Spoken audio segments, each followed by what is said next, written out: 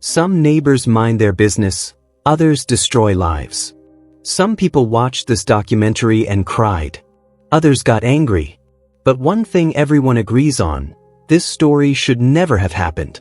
If you've seen The Perfect Neighbor, you probably felt that same heavy silence after the end credits rolled. Because beneath that calm suburban street lies one of the most disturbing true stories of 2023. Stay with me, because today, we're talking about a documentary that exposes how hatred, prejudice, and paranoia can turn even an ordinary neighborhood into a war zone. Silky creative, the vibe you need. Stories, music, and movies on. When I saw the title The Perfect Neighbor, I thought it was going to be a warm, feel-good story, the kind where communities come together.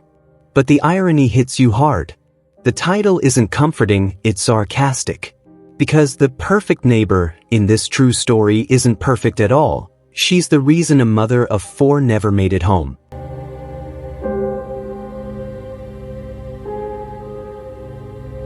This documentary tells the real-life story of Ajike Owens, a 35-year-old black mother from Florida, whose life was cut short on June 2, 2023, by her neighbor, Louise Lorincz, a 58-year-old woman who claimed she was being disturbed by children playing outside. Imagine this: kids just being kids, laughing, running, playing in the sunshine, and someone across the street decides that's a problem. Susan became notorious in her neighborhood for calling the police on children, saying they were trespassing or making too much noise. But the community knew the truth: she was the real disturbance. The day Ajike decided to confront her wasn't about violence. It was about protecting her children from bullying and disrespect. Sadly, it ended with a gunshot through a closed door.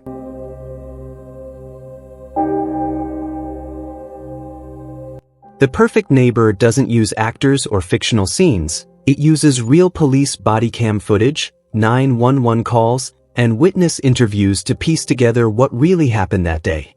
The tension, the confusion, the raw emotion. It's all real. You see officers arriving, neighbors crying, and that uneasy stillness that fills the air after tragedy. But what makes this documentary unforgettable isn't just the crime itself, it's the aftermath. When Ajike's children learn that their mother isn't coming home, that moment breaks you. The silence, the tears, the disbelief, it's not acted. It's life, captured through the lens of a body cam. And that's what makes The Perfect Neighbor so powerful. It doesn't try to dramatize anything. It lets reality tell its own story.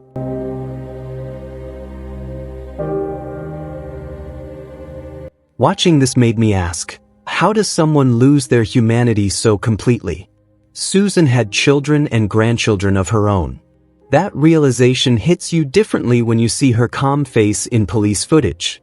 How can a grandmother take another mother away from her kids and still sleep at night? You can hear her in the recordings, justifying what she did, calm, detached, while a family's world is collapsing just a few feet away. Prejudice doesn't always wear a white hood. Sometimes, it hides behind polite smiles, concerned neighbor complaints, and the trigger of a gun.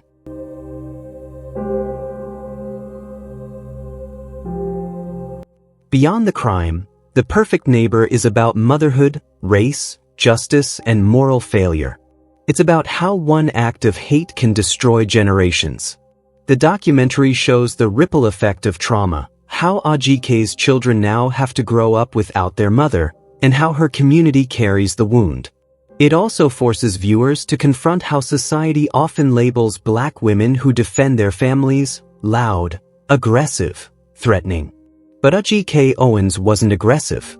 She was a mother, and she deserved to be heard, not silenced.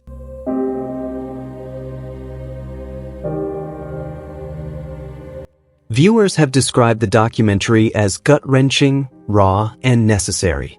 Some say the unfiltered police footage made it difficult to watch, but also impossible to ignore. Critics praised its honesty and restraint.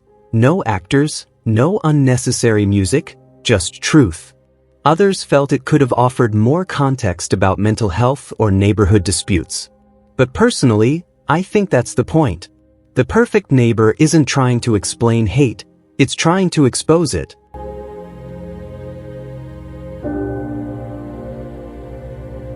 I was relieved to know that justice came, that Susan Lorincz was found guilty of manslaughter, culpable negligence, battery, and assault, and sentenced to 25 years in prison in November 2024. But no sentence can replace a mother's love or heal the trauma those kids now carry. The Perfect Neighbor isn't just a documentary, it's a warning. A warning that evil doesn't always come from strangers in the dark. Sometimes, it lives next door, behind a fence, a fake smile, and a gun. So if you plan to watch it, prepare yourself. Because this isn't entertainment, it's a real story that forces you to question just how perfect your neighbors really are. Don't forget to like, share, and subscribe for more honest reviews of stories that matter. Until next time, stay safe, kind, and happy, guys.